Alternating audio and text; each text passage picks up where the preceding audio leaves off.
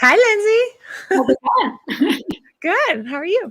Good. I'm glad that this weather here in Austin is becoming not so excruciatingly hot all the time. It is. It is really beautiful. We're entering that those. We have those two pockets in spring and fall, where it's just glorious in Austin. So we're getting there.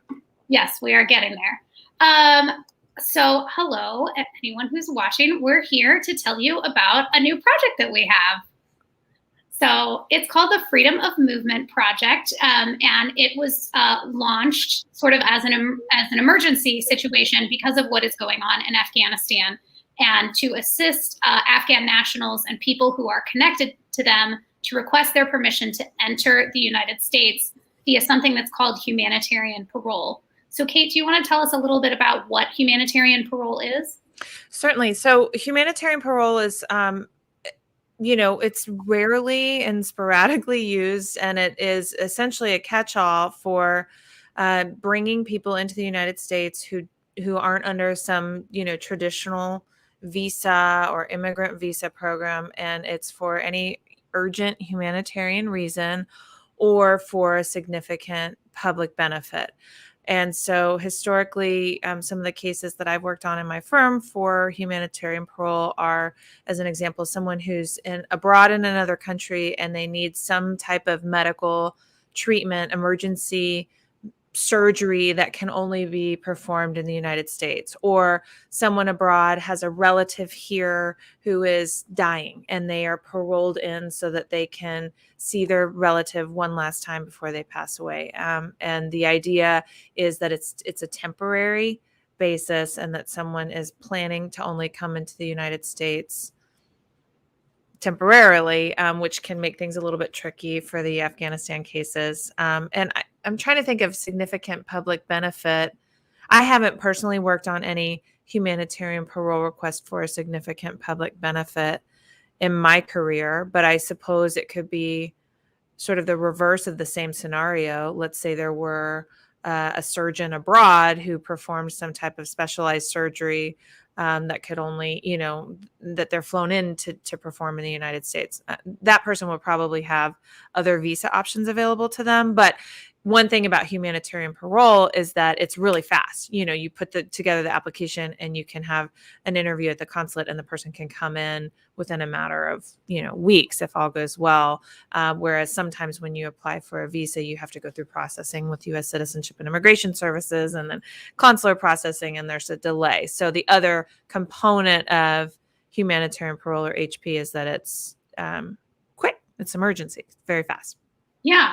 Just to go back to sort of a couple of comments that you made there, you mentioned that normally humanitarian parole is temporary for the Afghan, and that it might be tricky for the Afghan folks. I think the important thing to articulate on these petitions is that the parole period will be temporary because the person is either going to apply for asylum, because they have a family member that's going to petition for them, because they have a petition already pending with the US government for a visa, for example, because they assisted the United States during the time the United States was present in Afghanistan, something of that nature.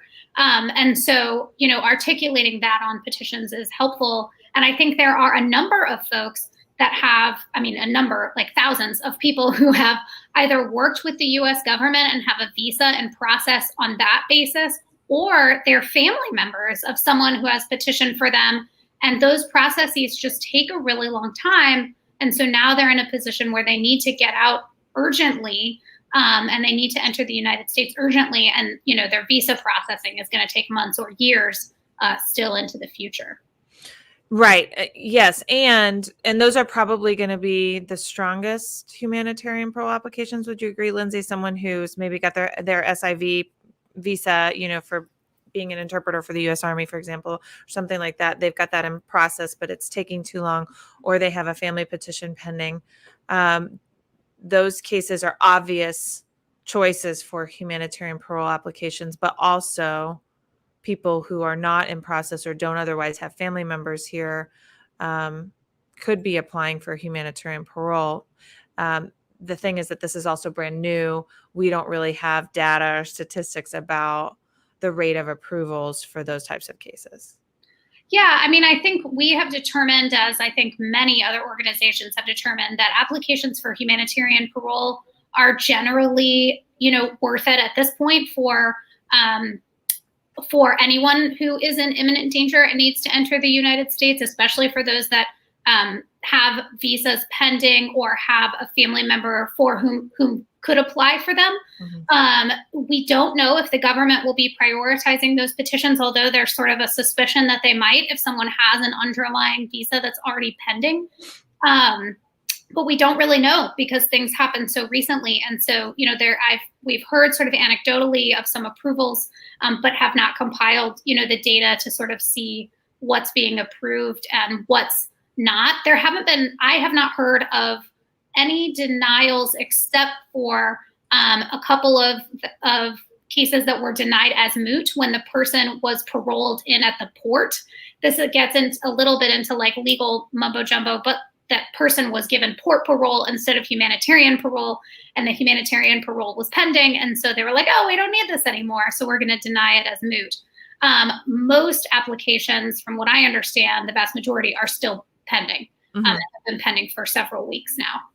So more to come on that. We'll provide updates as the project moves along. Yeah. And we are in talks with a couple of different groups, about assisting them. And either it's people who have worked with, Afghans in country to, for example, improve democracy or to, help ensure that peace remains in the region. And, people who would be specifically targeted for their work and their family members. And so we've got some groups that we're working with already and probably will take on more.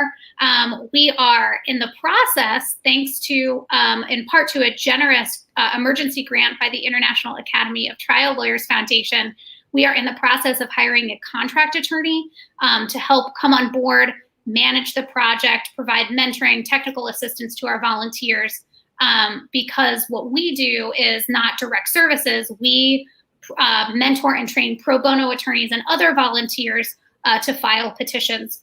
We are going to centralize some of that with mailing addresses and things of that nature, simply because this is so emergent. We don't want like 200 attorneys having stuff going to their mailboxes. And so we are going to centralize some of that, but we still will work sort of the way that we have historically worked, having, pro bono attorneys handling their own cases. It's exciting. And double shout out to IATL, the International Academy of Trial Lawyers. They've been really supportive as a group of the work of VECINA. And I know Lindsay and I had big plans last May to go down to the border and do some work with IATL. Was that just last May? Gosh, it feels like it was. May of 2020 was the plan. And then it feels like it was 3 years ago, but in any event, it didn't happen because of COVID, but IATL has made some significant donations to VECINA for programs. And as soon as this idea came about for an Afghanistan project for VECINA, IATL, I think it was like within 48 hours, had donated a significant sum toward the project. So thank you to anyone from IATL who's watching.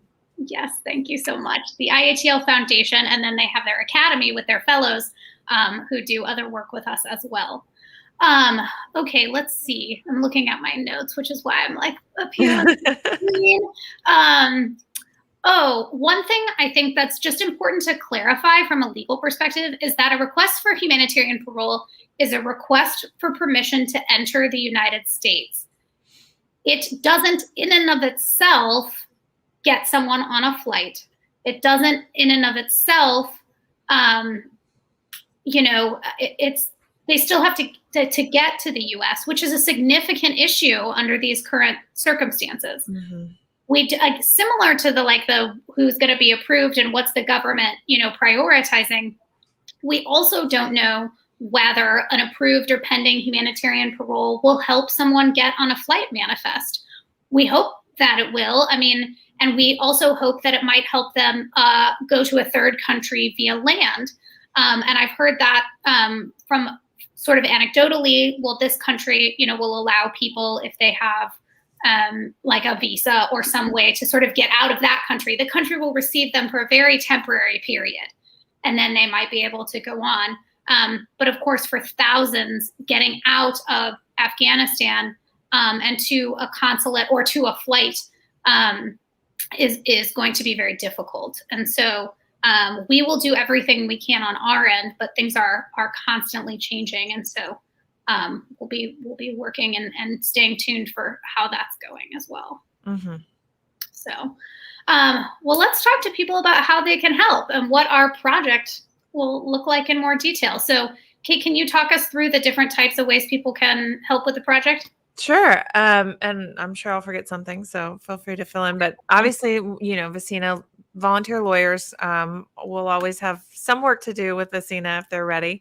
And so, like Lindsay mentioned, the packet mail out is going to be centralized just because of the flurry and the need to stay directly on top of things. But volunteer attorneys all over the globe, frankly, but like also, in the United States, all of the VECINA attorneys can be working on these cases and gathering the paperwork, putting together the requests. And just like always, there will be a lot of programmatic support from VECINA in terms of mentorship and like reviewing, packets before they go out. If you've never done one of these before, do not fret. You'll get templates, samples, all the assistance that you need. But attorneys will have work to do.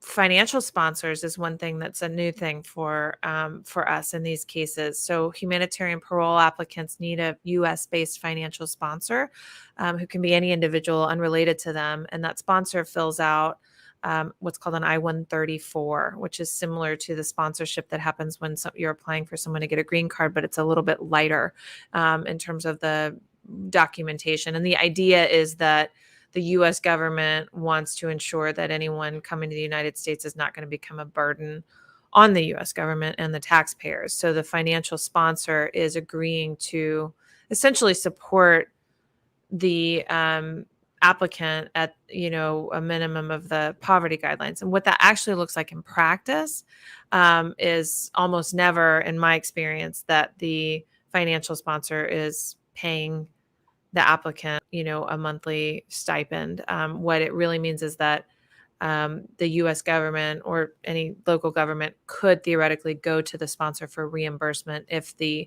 parolee were to receive public benefits, like food stamps or welfare. Last time I looked into this, that had never been enforced. So it is, in my experience, a really unlikely scenario.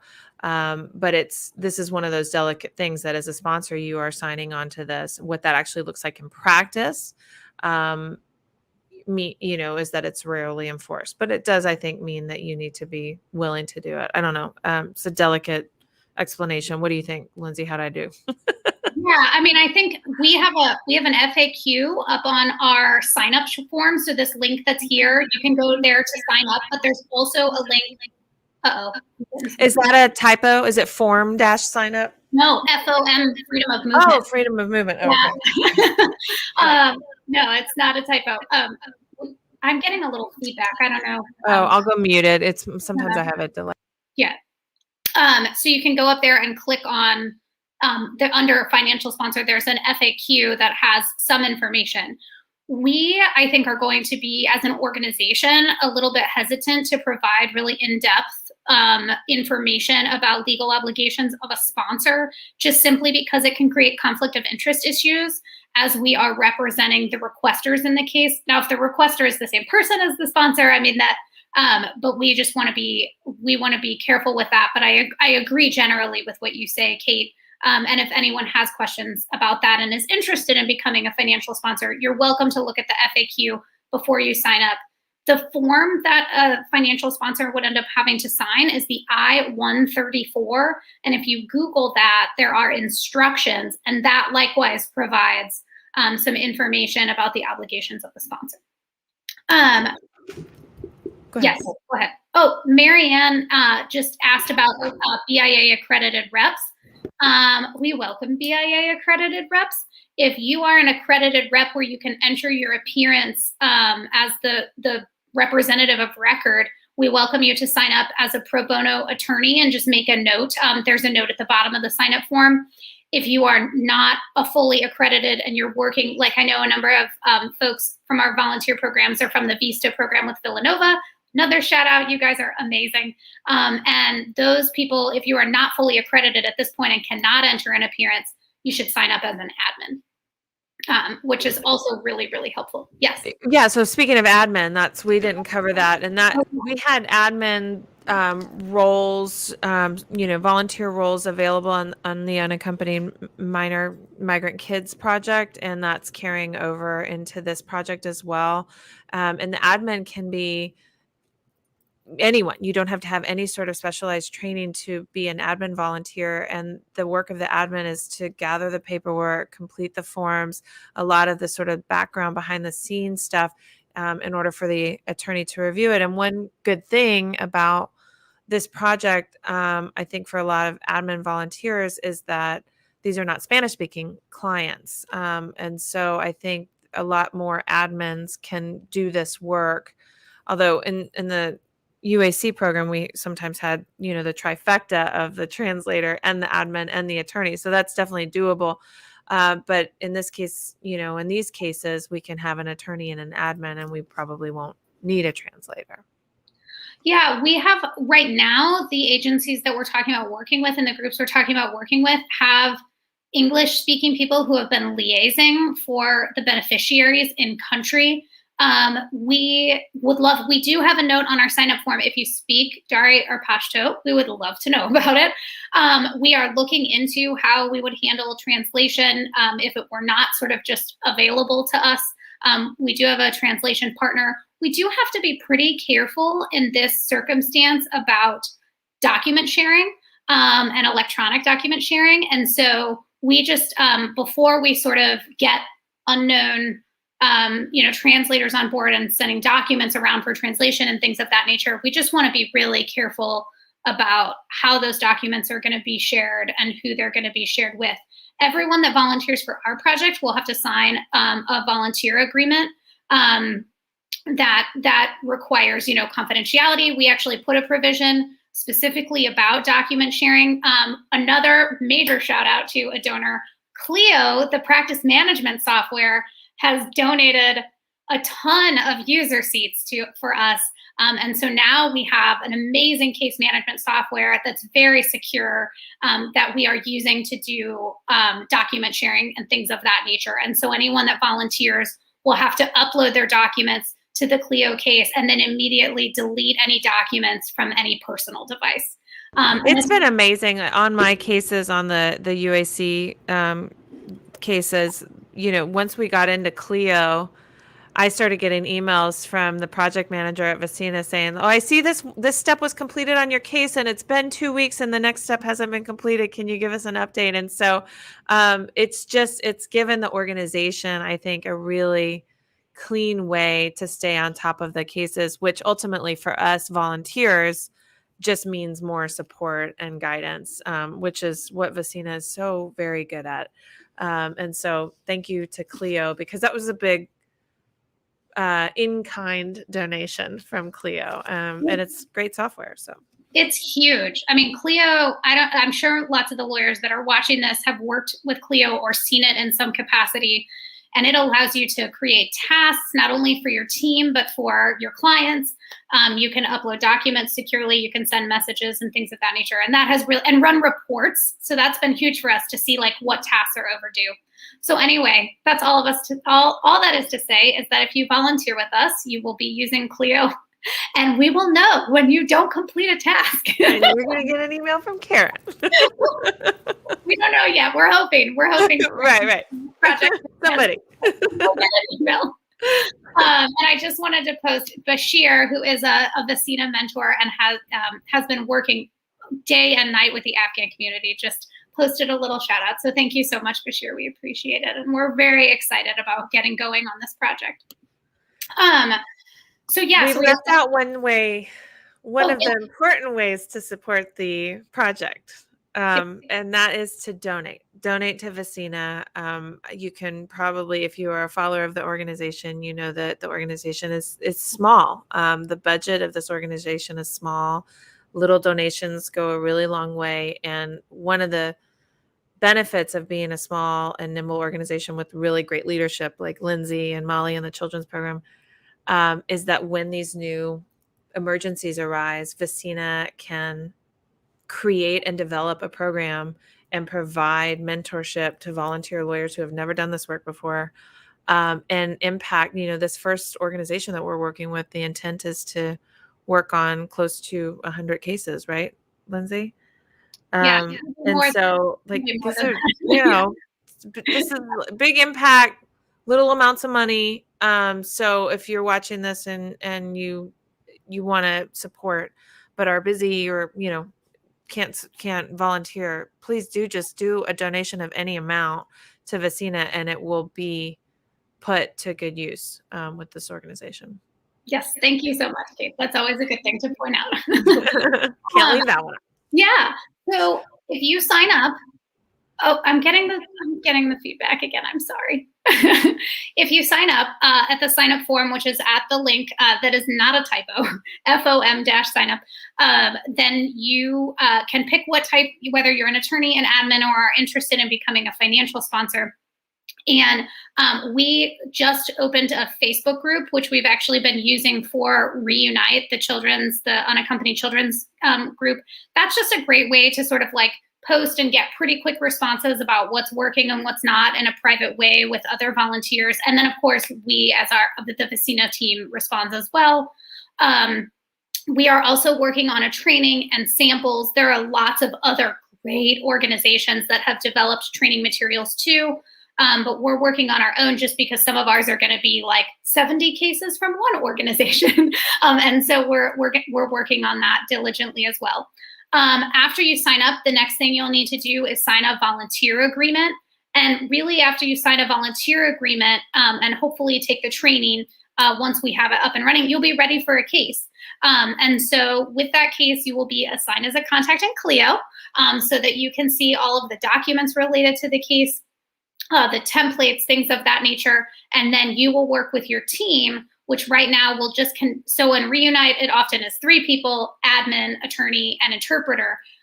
Since we're not currently having an interpreter slot, it'll just be admin and attorney. And you will be working with your team to get that packet prepared as quickly as possible. We will be available via email, via the Facebook group, via Clio to answer any questions that you have. If we don't know the answers, since things are constantly changing, we will get it for you or work on getting it for you. One thing I wanted to note also is that we have a rock star team of interpreters from Reunite. If you are an interpreter and are interested in serving as an admin, we would love to have you. So please work on, please sign up to be an admin. Sorry, I was reading Cindy's comment, which says, when do you expect the training to be ready? Yeah, Lindsay. No. What have you been doing with your time? No, I love Cindy. I don't think that was the tone in which that was asked. So I started working on templates and sort of instructional things last night. There are, again, other organizations have public training, so it may be for our test cases that we, direct people to something online that's public for guidance, and then we provide case-specific guidance. We are hoping to get our online platform training up next week.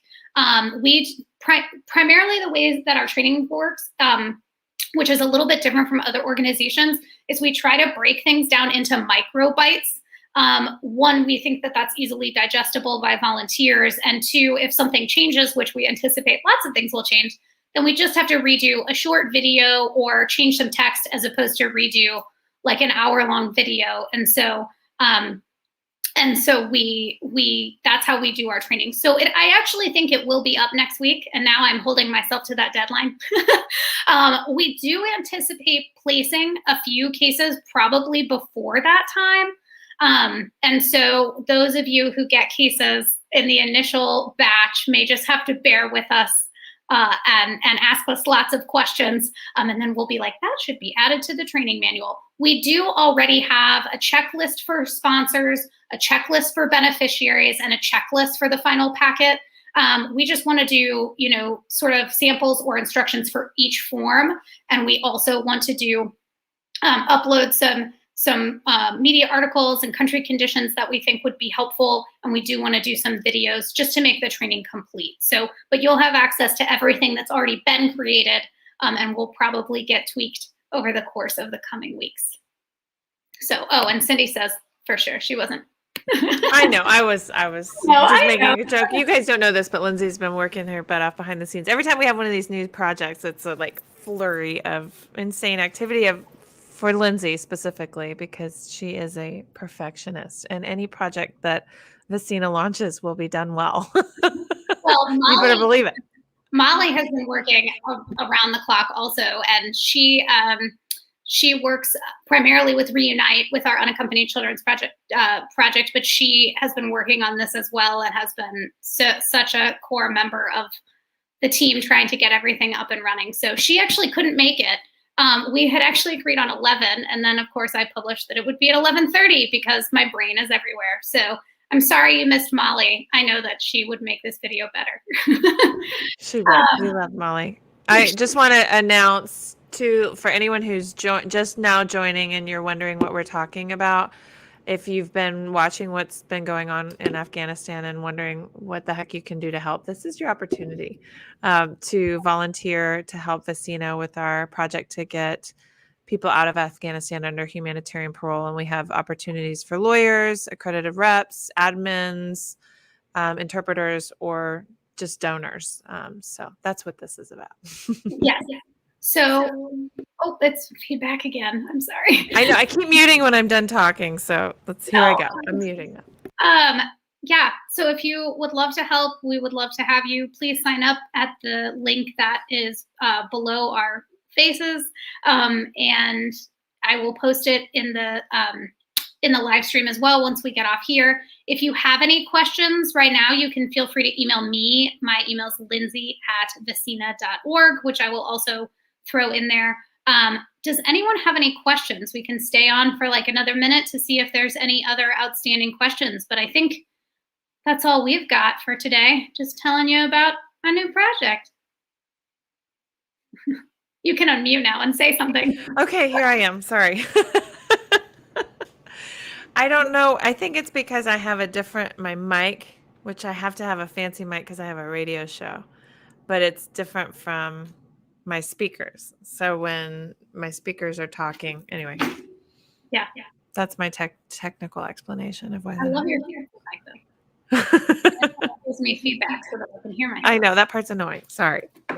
I don't know what to do about it. Totally fine. All right. I don't see any other questions. So all right. I think we'll roll it. Thanks, guys. Thanks, Lindsay. Thanks for putting this project together and giving us this opportunity to do something about this. Of course. We're very excited about it. All right. Take care, everybody. Have a good one.